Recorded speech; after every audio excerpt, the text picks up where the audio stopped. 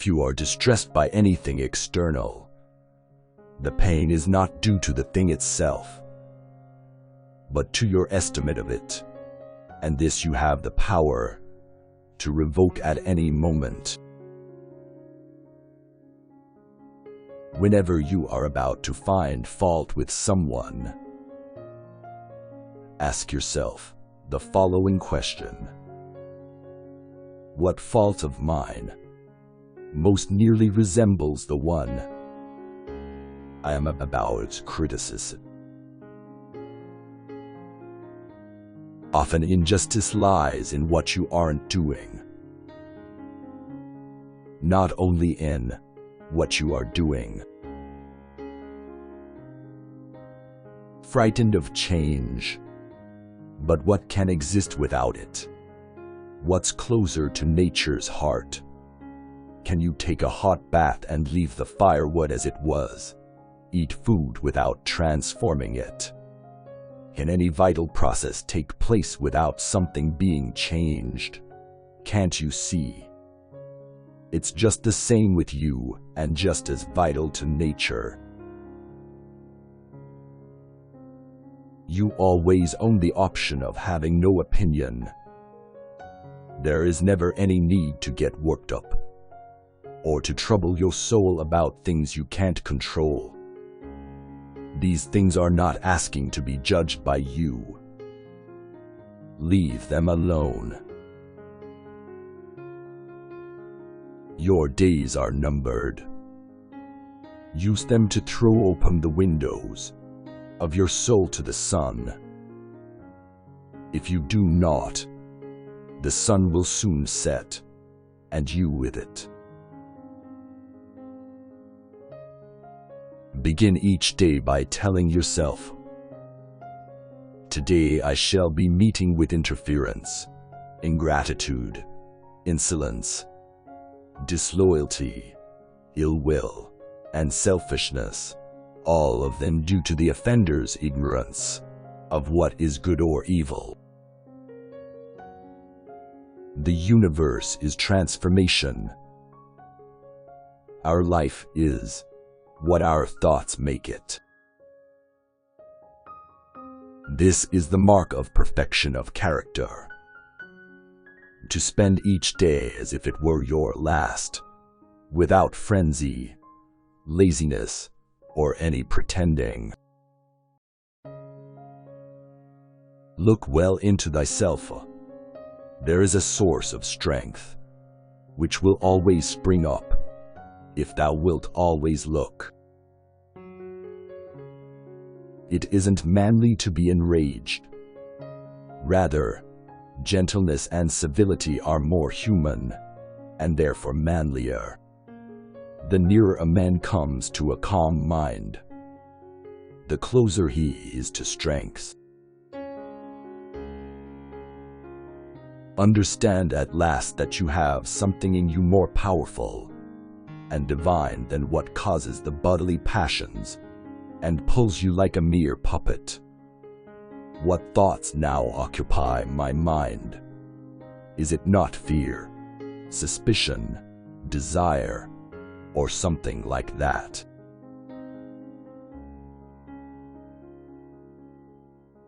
It is not death that a man should fear, but he should fear never beginning to live. Do not act as if you were going to live 10,000 years. Death hangs over you while you live, while it is in your power. Be good. To love only what happens, what was destined. No greater harmony. We live only now. Everything else is either past or is unknown. Live out your life in truth and justice, tolerant of those who are neither true nor just. Here is a rule to remember in future. When anything tempts you to feel bitter, Not this is misfortune, but to bear this worthily is good fortune. Accept the things to which fate binds you, and love the people with whom fate brings you together, but do so with all your heart. Life is short. The fruit of this life is a good character and acts for the common good. Pass through this brief patch of time in harmony with nature and come to your final resting place gracefully, just as a ripened olive might drop, praising the earth that nourished it and grateful to the tree that gave it growth. The first rule is to keep an untroubled spirit. The second is to look things in the face and know them for what they are. Whatever anyone does or says, for my part I'm bound to the good. In the same way, an emerald or gold or purple might always proclaim, whatever anyone does or says, I must be what I am and show my true colors. Don't be ashamed of needing help. You have a duty to fulfill, just like a soldier on the wall of battle. So what if you are injured and can't climb up without another soldier's help? It is essential for you to remember that the attention you give to any action should be in due proportion to its worth, for then you won't hire and give up if you aren't busying yourself with lesser things beyond what should be allowed. All you need are these: certainty of judgment in the present moment, action for the common good in the present moment, and an attitude of gratitude in the present moment for anything that comes your way. Dig deep within yourself, for there is a fountain of goodness ever ready to flow if you will keep digging.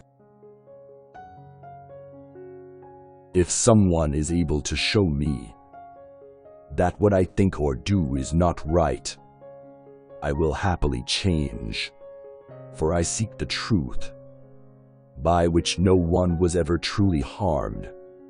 It is the person who continues in his self-deception and ignorance who is harmed.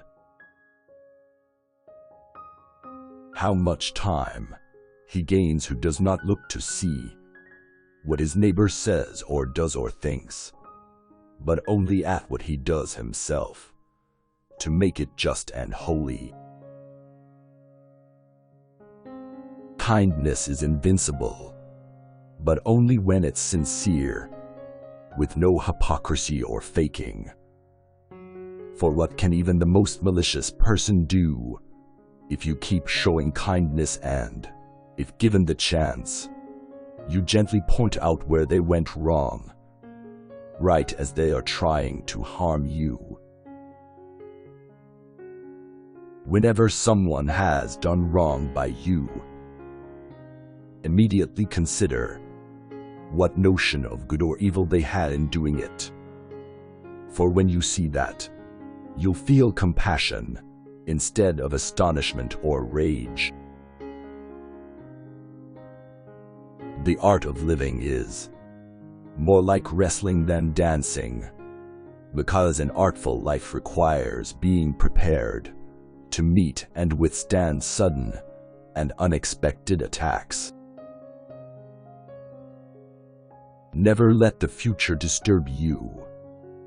You will meet it, if you have to, with the same weapons of reason, which today arm you against the present.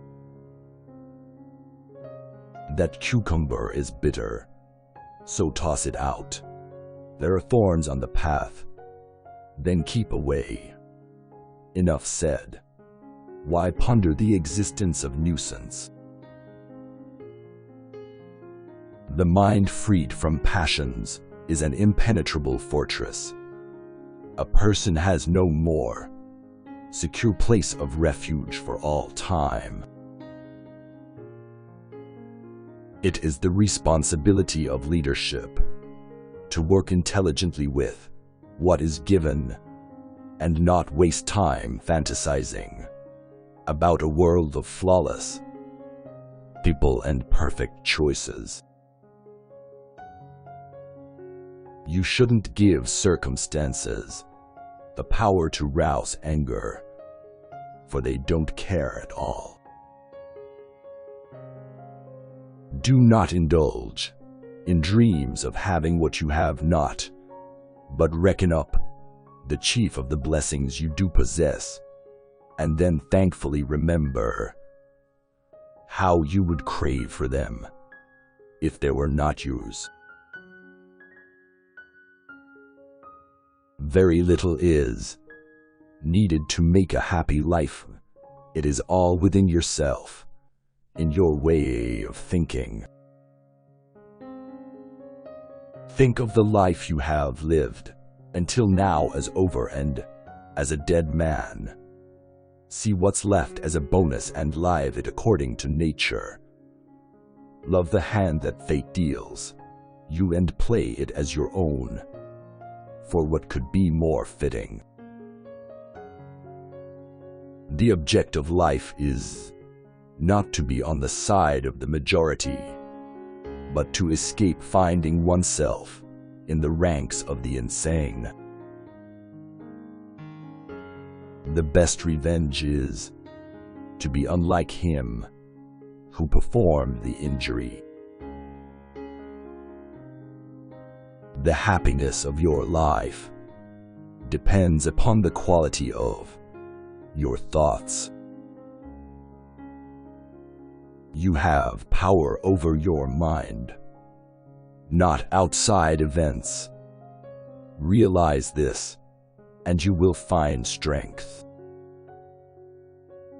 When you arise in the morning, think of what a precious privilege it is to be alive, to breathe, to think, to enjoy, to love.